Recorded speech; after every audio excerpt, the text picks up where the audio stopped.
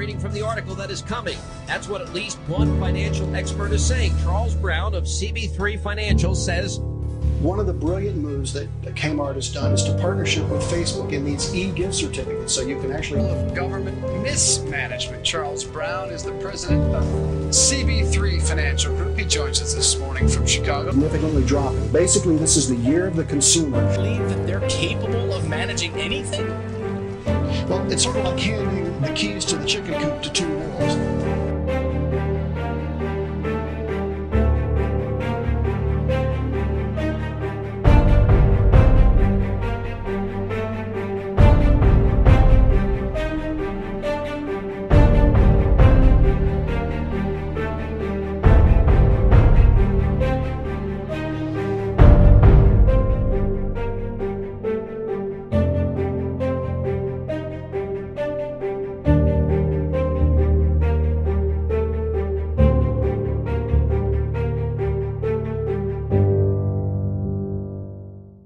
Good evening, everyone, from Chicago. It's Thursday, October 15th, and I'm your host, Charles Brown, Portfolio Manager with CB3 Financial. We're glad you've joined us. It's a special time. We're an hour earlier with special content tonight because at 8 o'clock Central, there is I guess they're going to call it a town hall and two separate channels, NBC and ABC, and I wanted you guys to be free and available to see that. So we're going to be done in less than an hour, so you can switch over to your TVs if you wish, and you can watch either Vice President Biden or President Trump. So we've got lots to cover, from COVID to clarity. This is CB3 Live, guys. All right, so vaccines moving forward for the COVID-19 treatment. Stocks still pausing since their September 2nd high. They've got some uncertainty. No debate tonight. This was to be a debate. That's why we're starting an hour earlier.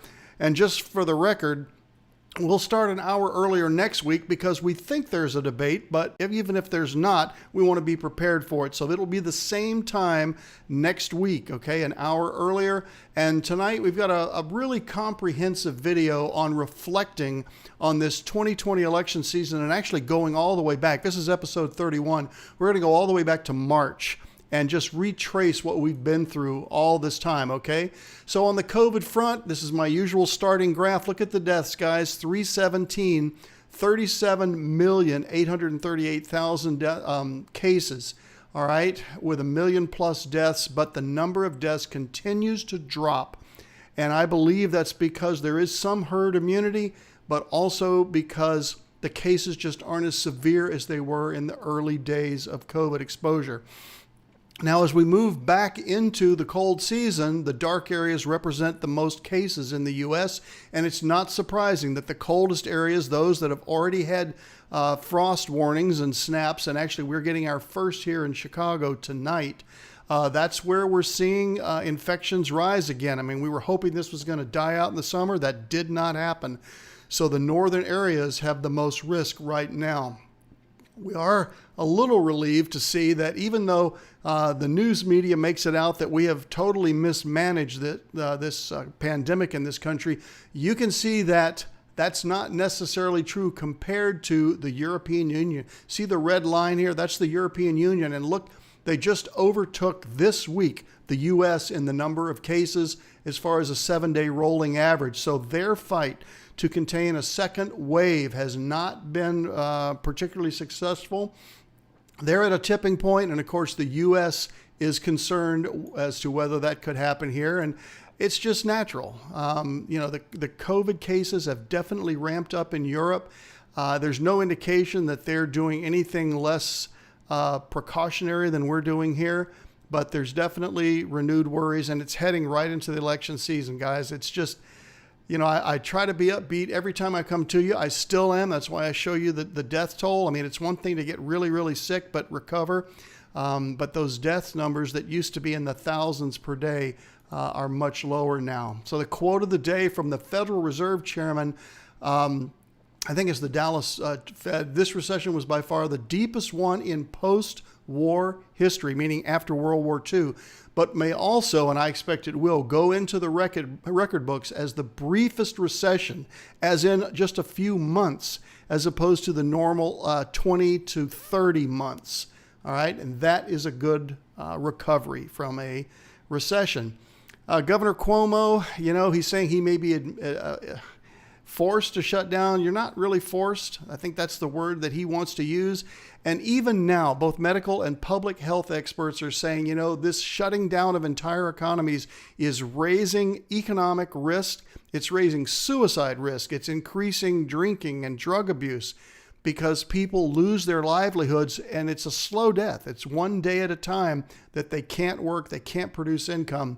And so I'm hopeful that the governor of New York and also California and other states that are thinking about doing mass shutdowns again don't do that, because the medical experts that we're seeing are saying there are other risks than just COVID. The cure might be worse than actually COVID itself. Now, you guys that were watching Monday, and I appreciate you doing that. Alice and I were out of town. And by the way, this is Alice's birthday today, October 15th. So feel free to type that in the box if you want to say happy birthday to her. But I announced to you on Monday that Johnson & Johnson just got cleared for a test. About an hour and a half after I posted it on the internet, they actually had to stop the research. They had a pause. Well, a pause, I guess, is something that's not terribly unusual, but they had to do that, the 60,000 patient clinical trial, because someone got sick by an unidentified illness. So that wasn't COVID-19. Maybe it was a side effect. They didn't disclose that. But that just shows you how quickly things change. I was all excited to go to bed Monday night. I wake up and now Johnson paused the test. So, but Abbott has gotten emergency use again for an antibody test. It's not a vaccine, but they are now able to widely distribute this antibody test, which they say will play an important role to better understand the virus and the prevalence of COVID-19 in an area where the patient may be in their recovery. So that's a positive for Abbott. We are moving closer and closer to licking this thing, no pun intended. So the question for tonight, guys, and remember, these first two sections are going to be kind of short because I've got a pretty extensive video in the third section, but are you concerned that you might possibly acquire COVID-19? Are you concerned that you might possibly acquire COVID-19? Candidly, I don't know why I haven't asked you this much earlier, but I haven't. Answer A, yes, I'm concerned that I might get it if proper state measures are not proper measures are not taken by my state. Okay, there's only one word difference here. Answer B, yes, I'm a little concerned, but it's up to me to take the proper precautions. Answer C, no, I think the worst has passed. Answer D, no, I've never taken any precautions, and yet I haven't had COVID, so maybe that's the Sweden approach. A, B, C, D, guys, fill in your answers. I'm going to use the 20-second delay to say hi to everybody. Hey, Martha, welcome. Kay, glad you're here. Hey, Nellie from Atlanta. Dr. J from Cincinnati. Thanks for the happy birthday there, Nellie. And from Greg, Martha, thank you. Good from Martha from Michigan. And glad your governor didn't get kidnapped. Holy moly, what a crazy year this has been. Keith, good to see you, sir. K, B, and B. Okay, so there's two of you, K and Gene. That's great. All right. We got A's and B's and C's. B's and C's, okay. No A's. There's an A from Greg. Okay. Yeah, and we'll see about, every state is different, obviously. Alice got a B. All right. Okay, both B's from the walls. Thanks, Larry and Connie. And Dr. J, that's why I'm avoiding human contact. Yeah, I hear you. And gosh, you just keep hearing more and more cases. Obviously, Kamala Harris, some of the people in her staff got COVID, so now she's off the trail. We just found out that Barron Trump, the son of the president and the first lady, had it and is cured from it. But it's insidious, guys. It really is. So in the U.S. economy, things good. Again, these are going to be shorter sections, the first two here. So as of the close of today, just about 31% of the NASDAQ continues to be on fire. S&P pretty solidly positive now for the year. Dow Jones almost made it today. Hopeful by next show we'll be in the green, and the Russell down less than 2% for the year because it has really closed this gap. If you remember, at one point we had about a 40% differential between the NASDAQ and the Russell. But that gap is closing. Why is that important? I'm sure if you guys were there in the audience, you could raise your hand and say, because we want all asset classes to succeed. Why? Because we're in a secular bull market, and that's what keeps secular bull markets moving, right? Very good. Thank you for that answer. Last week, CG was up 40% on the year. Now it's over 45. Man, best performance in the 11 years we've been trading this. And our SG program, which this is the first time that SG has actually eclipsed CG. So I wanted to feature it here. The line at the top is SG, the three indices at the bottom that you see every week, the European index, the Vanguard total market, and the S&P. And the reason I put the best return and worst return is because the worst returns are always worse than the best returns, because these are volatile programs. But our relatively conservative DG program, a lot of you guys are in this as well. Some of you have CG and DG. Some of you on the call, I'm looking here, have all three.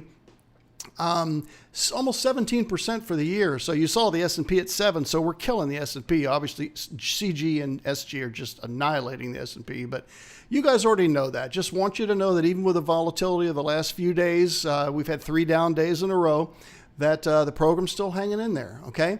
Why is that? Because the NASDAQ continues to outperform the S&P. NASDAQ, I highlighted there, 40% plus on the year. We're actually higher than that on our program, you know. S&P right at 10, actually a little bit less than that today.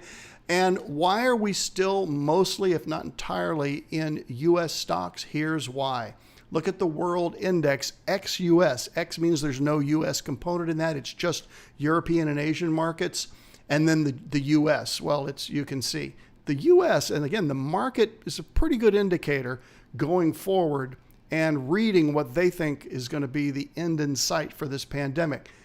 And that, to me, says traders think the U.S. is handling this better than overseas markets. In the past, I've been showing you each of the Fed areas. You remember those PMI basically the Production Management Index. This is actually from Philadelphia, okay? And I wanted to show you 4 months. Look how it was, moving up from July to August, September, then October, just breaking the numbers out. Again, you don't have to remember everything on here, but just know that we're going in the correct direction. Philly Fed just crushed its consensus, up standing, 32.3 sharply from what was expected to be, 14. So I'm encouraged by that. And again, I show you these various areas of the country so that you can see this is not just a regional thing happening. This is a full U.S. economy recovery. Okay, unemployment claims, this came out today. See the dark blue bar? You can basically see it's not budging. Up just a tiny bit. You can't really see it on the chart, but the continuing claims dropped by more than 1 million. So we have new claims, but then the people that are continuing, they've dropped off because they've either found new employment or their existing employer, or previous employer, I should say, has rehired them. That is good data. That's really good data. Job openings, this is a surprise, right? We dropped way down in the beginning of 2020. Look at the red dot above 450 there, going back to 2019, meaning that there are more jobs than are getting filled. Okay, this is kind of a good sign, but you don't want jobs being unfilled. So if you're out there looking for a job, and of course, if you have the right training for the jobs are there. Don't listen to the media saying everything's shut down and dark and gloomy. That's the data right there from the Labor Department. All right, let's move forward. So GDP, this is updated from last week. I've been saying it's going to be in the 20s, 20% plus in GDP growth. I am now going to step out on a ledge and say, I think this 32, 33 number is a good number. We're going to see it at the end of the month, literally just 5 days before the election. That's just when it comes out, okay? It wasn't timed that way by the Trump administration. But I believe you're going to see GDP for the third quarter, which ended September 30th, with a 3 handle, meaning 30-something, maybe low 30s, but still, that's a staggering number. We've never seen a number like that. Of course, we never saw a number like minus 31 either in the second quarter. So this is one of the things that concerns me. I haven't shown this graph, and this is tax rates. So you would think that state governments would be trying to help their citizens by lowering state income tax rates. Obviously, they don't have any control over the federal tax rates. But Connecticut, Minnesota, Illinois, there's our state. I mean, look at these marginal tax rate for the lowest income Americans.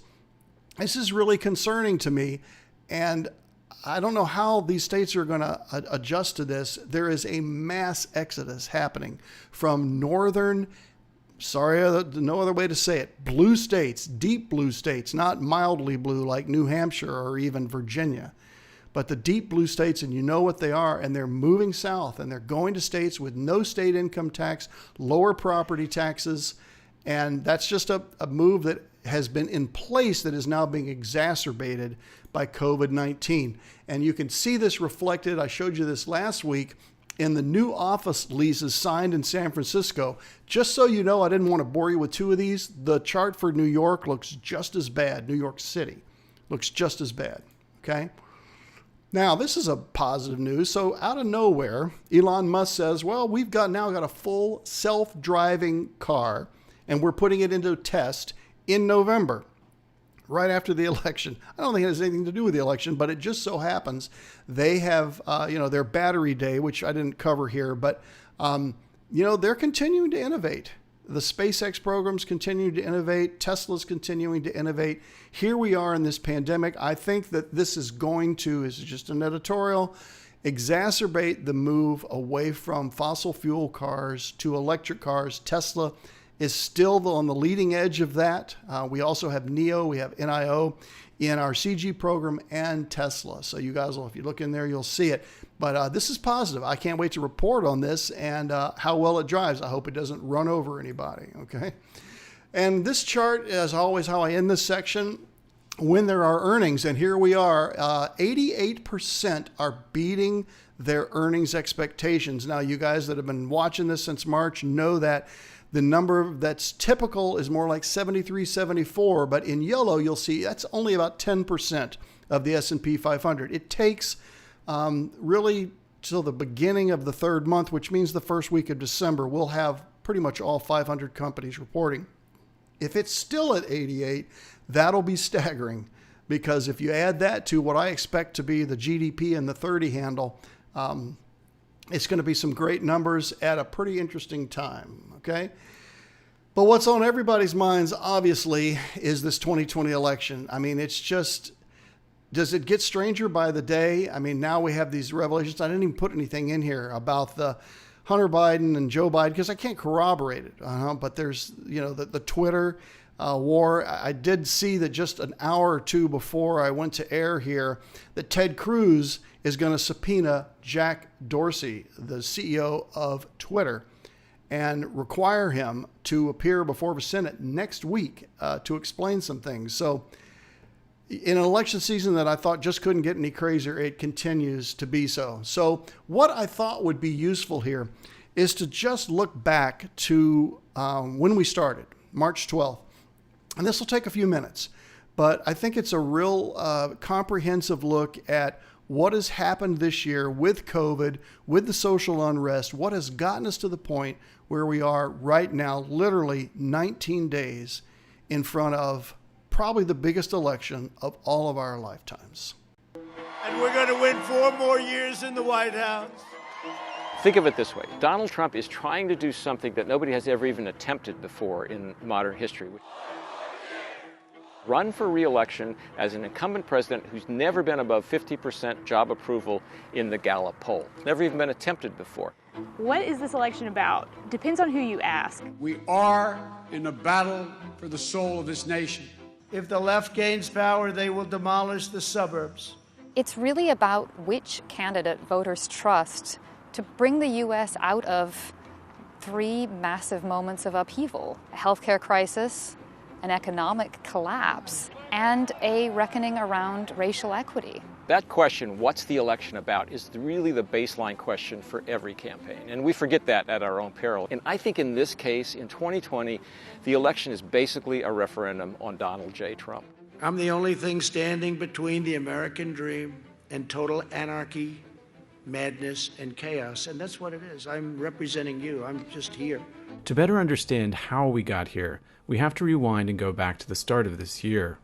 Before the coronavirus, the equation was much simpler. It was a question of whether the economy was good enough to overcome the misgivings and the doubts and the uncertainty that people had about whether they could stand 4 more years of Donald Trump. He was conducting a different kind of presidency, but he could say, I've given you an economic result that you've got to be happy with. That was a very simple equation. What I heard from people, even people who didn't necessarily care for the president, they would say things like, I don't love the tweets, I don't love some of the style, but everyone in my family is employed, my 401k is doing great. The U.S. economy is now in its longest economic expansion in history. It has been an unbelievable year for stocks.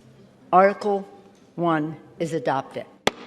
The Trump campaign came into 2020 feeling pretty confident. The Mueller report had come and gone. The president was impeached but wasn't removed from office. The Trump campaign had momentum coming out of January. And then on the way back from his last international trip in 2020, the president learned that the situation with the coronavirus was worsening. While Trump is on Air Force One, there's a CDC press conference about COVID. Not whether it's going to come to the country and spread, but how bad it's going to be. Trump stays up the entire time, being concerned about what is being said about COVID. He comes back, he lands in Washington, and in fact, the entire presidency, the entire race has changed. Days later, on February 29th, South Carolina held its primary, which marked a historic moment when Democrats lined up behind Joe Biden. I would absolutely describe South Carolina as a turning point for Joe Biden. Congressman Clyburn, who is sort of a kingmaker in South Carolina politics, especially with African American voters, ended up endorsing Joe Biden, which kind of sealed the deal for Joe Biden. I know Joe. We know Joe. But most importantly, Joe knows us. There wasn't a clear front-runner at the beginning of the year on the Democratic side, but there was a sense that maybe Bernie Sanders' time had actually arrived. The party had moved to the left, progressives were ascendant. I think what changed was a sense of almost panic in the Democratic Party. We can go with our heart and pick a Bernie Sanders or an Elizabeth Warren. That'll make us happy as progressives. But maybe we should go with our head and pick the guy who's going to be tougher for Donald Trump to beat. I am ending my campaign and endorsing Joe Biden for president. I'm delighted to endorse and support Joe Biden for president. I've been doing this since 1980, one way or another. I've never seen a single primary change a presidential campaign the way the South Carolina primary changed the 2020 race. It did that because Joe Biden went from being foot in the grave to the dominant force in the party in one day. The party establishment all lined up behind Joe Biden. I warned you I was coming back, and I'm back. I'm back. Almost universally and almost immediately. And that was a huge statement, and it changed everything. His basic argument was that this is going to be a campaign and an election about the character of America, about not what my policies are, but whether I can bring people together and stop being so divisive with one another. From the beginning of his campaign, Biden had made this theme a centerpiece of his platform. We are in the battle for the soul of this nation. It seemed like almost a hokey message at the beginning. It seems strangely resonant now. More specific aspects of Biden's platform include raising the minimum wage, partial student loan forgiveness, and an emergency COVID-related paid leave plan for at-risk workers. Biden is also committed to tax policy reforms, which would raise corporate taxes and taxes on Americans making more than $400,000 a year. In the days that followed, Biden won the majority of Super Tuesday states handily and picked up more endorsements. I am with great enthusiasm going to endorse Joe Biden for President of the United States. Kamala Harris was expected to endorse Joe Biden, even though they had a heated back and forth last June during a debate. Do you agree today that you were wrong to oppose busing in America then? No, do you agree? I did not oppose busing in America. What I opposed is busing ordered by the Department of Education.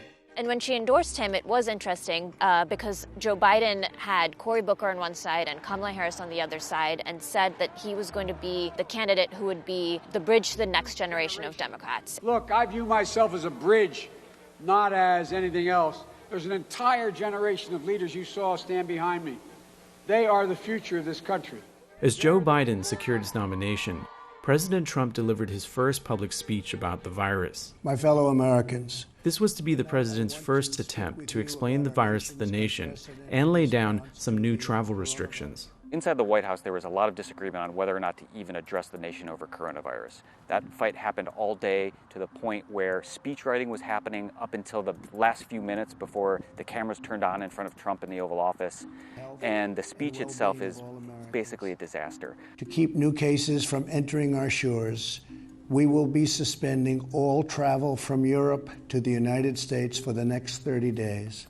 His explanation of the Europe travel ban almost immediately had to be corrected by aides. People weren't clear exactly who it affected, what countries it affected, did it affect goods?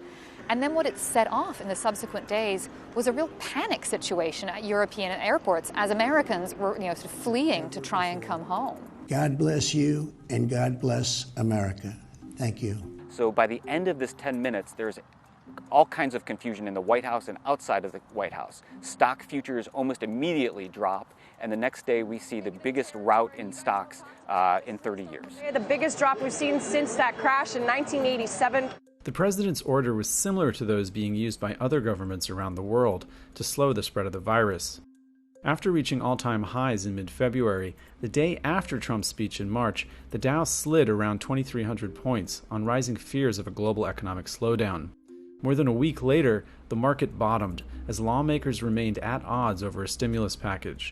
But over the next 6 months, the Dow recovered rapidly. To understand where Trump is right now, you have to sort of consider where he was at for 2+ years leading up to this point.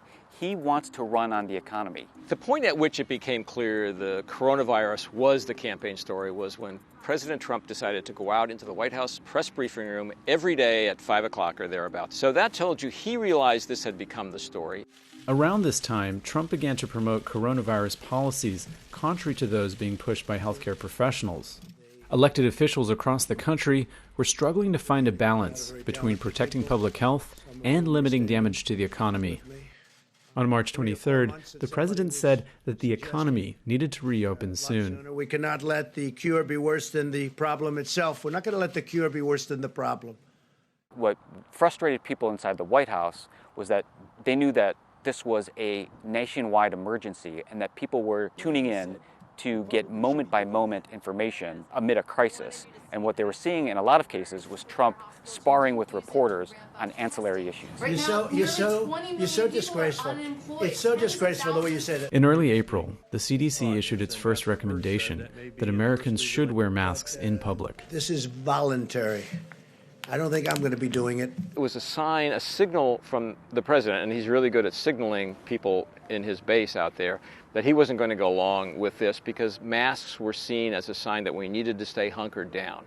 And it was the symbolism of the masks that was really important from that point on, because people who were wearing masks were essentially saying, I think the country needs to stay hunkered down and maybe even shut down. One of those was Joe Biden, who early on took a strong position in support of wearing masks. When you go in public going forward, will you be wearing a mask?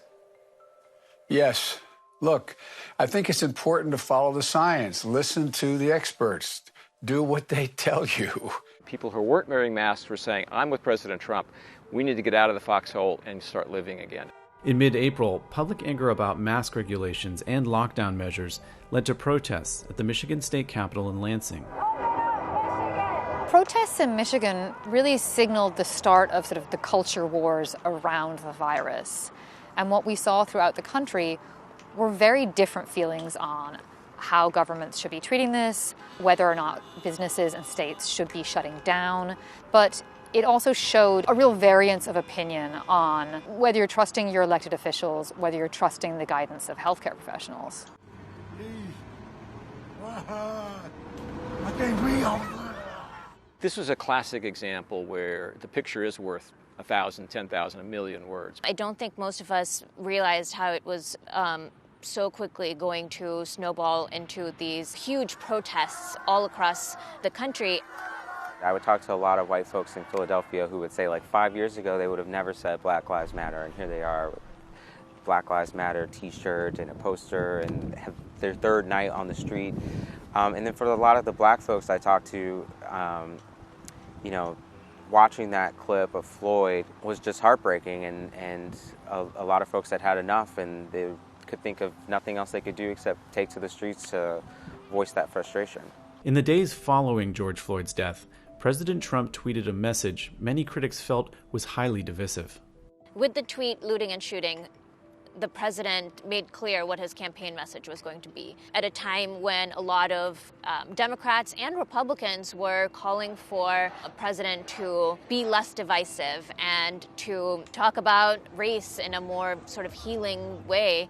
He was clearly building up this message of law and order, where he was going to accuse Democrats of instigating chaos in liberal-leaning cities. The tweet was later flagged by Twitter for violating the company's rules about glorifying violence.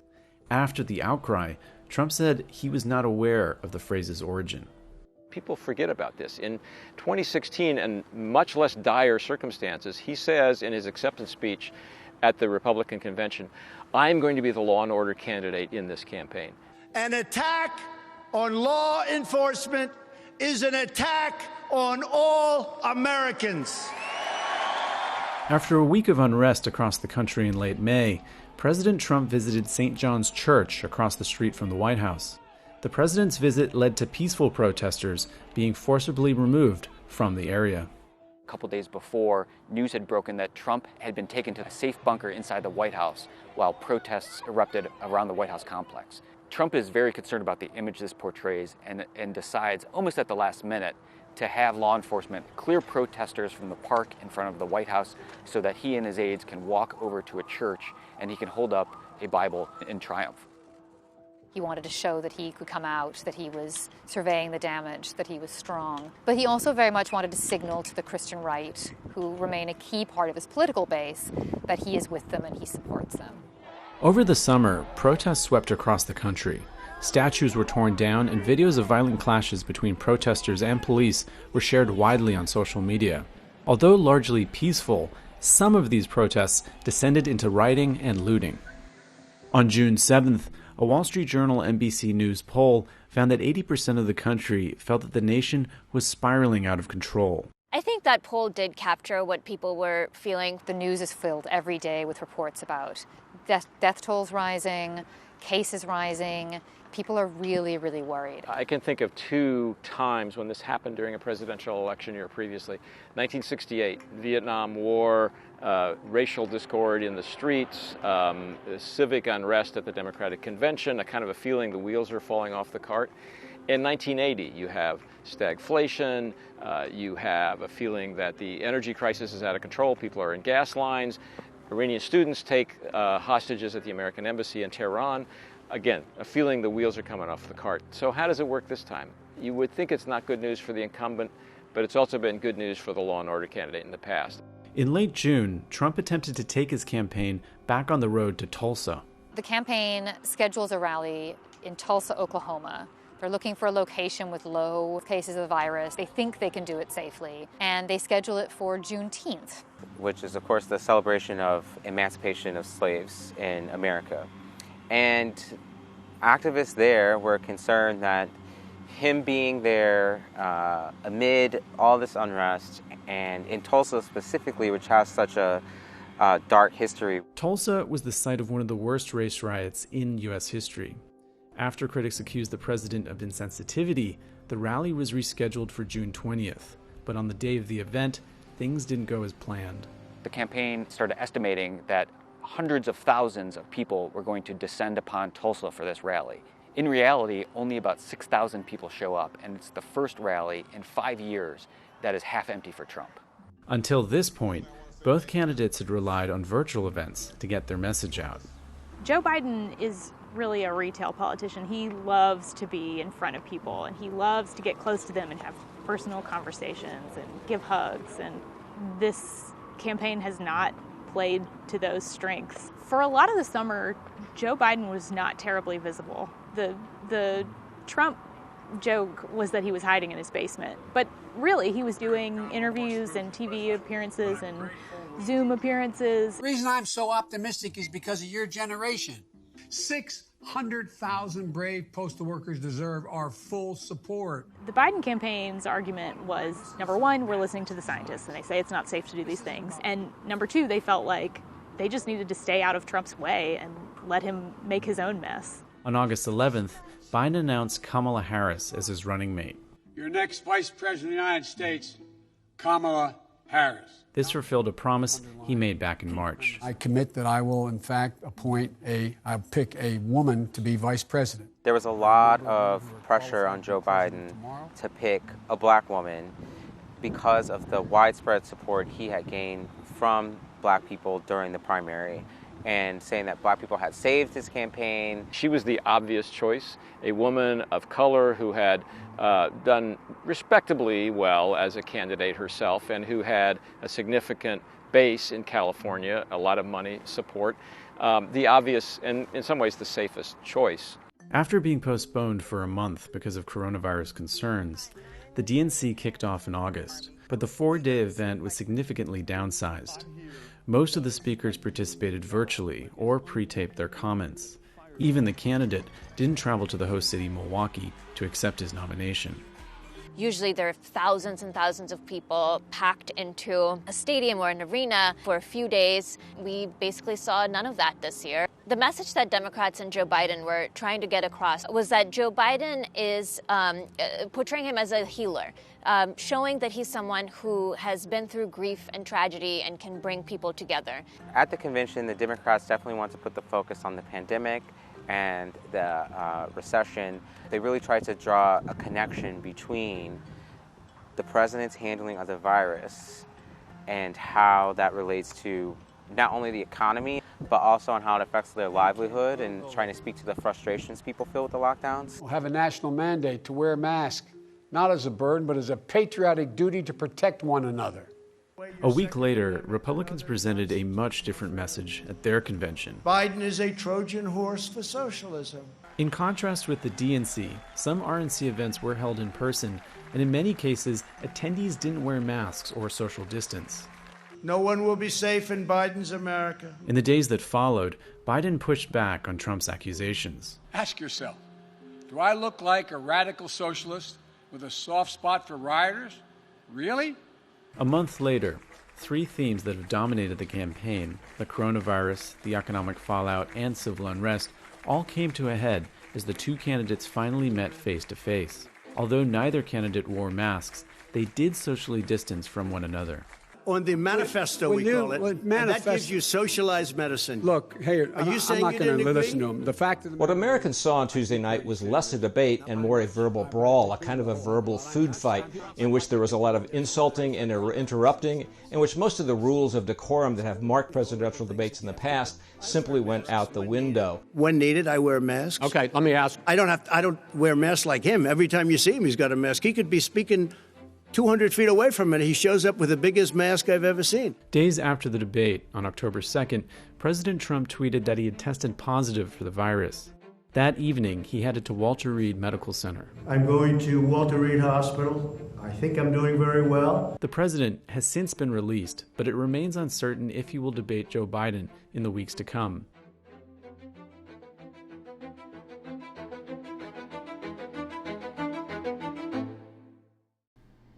Well, we know now that they will not be debating tonight, and I so kept the early time, as I told you guys, because in just a little while, and we will be done in time here, they will each have a town hall. If you want to watch the president, he's on NBC.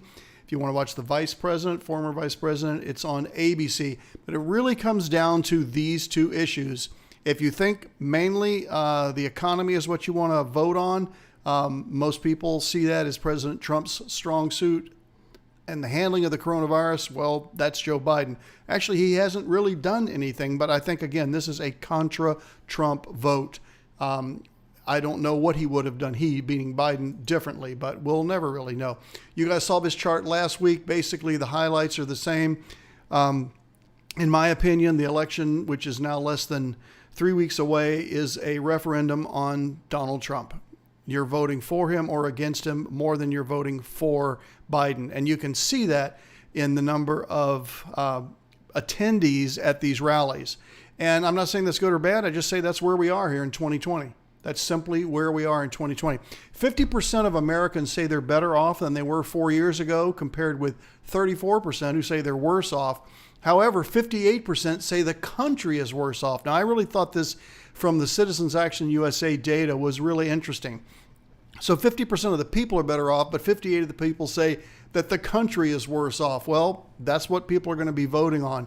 The number one election issue among most people is the economy, though, and that gives the voters, the Republicans, a 13-point advantage. And yet, as we all know, Joe Biden is ahead, sometimes far ahead, in some of these national polls. Now, will the Trump voters come out, the ones that didn't make it into these polling questions? I think we'll find out. I think you're going to see that it's similar to 2016. I may make a prediction 2 weeks from tonight, which will be the last Thursday night before the election. You'll just have to see. Okay, so as I mentioned much earlier in the program, this whole feuding with blocking accounts, this is going to heat up. This could turn legal. You could see subpoenas flying left and right, and basically, police escorting in Zuckerberg and Jack Dorsey if they don't come willingly to explain why they are censoring tweets and censoring posts on Facebook. I'm not going to spend too much time on this other than to say that reality is stranger than fiction, folks. It's just pretty astounding what is happening here, literally days in front of the election. Finally, we're done with the testimony of Judge Amy Coney Barrett. There were mostly lowlights and not highlights. She handled herself, I thought, very well. The Democrats were pretty vicious, but not anywhere nearly like it was for Brett Kavanaugh. In fact, one of the highlights, if you haven't seen this, Barrett actually was asked, you're just giving all of these answers right off the top of your head. Please hold up your notes to show what you're using. And she holds up a blank notepad and smiles. That was handled far better than I would have done it had I been in that chair and a snarky senator said, I don't believe these answers. You're just coming up with these. I want to see your notes. I would have probably held up the notepad and said, Senator, this notepad is blank, just like your head. But I digress. I am not Amy Coney Barrett. So you guys know you can reach me on YouTube. You can go to the homepage, CB3 Financial, click and see all my YouTube episodes. Be sure to subscribe. Tell your friends to subscribe, please. We have enough subscribers now that we're going to get our own YouTube channel within a few weeks. So you don't have to remember that crazy address. And here you can find us here as always. And guys, from 1 Timothy, or 2 Timothy, I should say, for we have not been given a spirit of fear, but a spirit of power, love, and a sound mind. And it's my deeply held belief, as you guys know, that we're not only going to get through this pandemic and this political season, we're going to come out on the other side. When you see these GDP numbers for the third quarter, I think you're going to get excited with me. Do not be skeptical of me. Please do not be skeptical of me, guys, okay? So go over to your TV if you're interested. Watch the debate. It says, it's going to be a debate with the town hall person. I don't think it's going to be the narrator just or the facilitator just letting the candidates bloviate. I'm sure there's going to be some back and forth. They'll be in two different places, two different networks. We will see if a week from tonight that there is, in fact, a second debate. I candidly hope there is. We will be on at this same early hour, 6 p.m. Central. Adjust your local time accordingly, and we will see you a week from tonight. That's our program. I'm your host, Charles Brown, Portfolio Manager with CB3 Financial. From COVID to politics to economics to clarity, this is CB3 Live.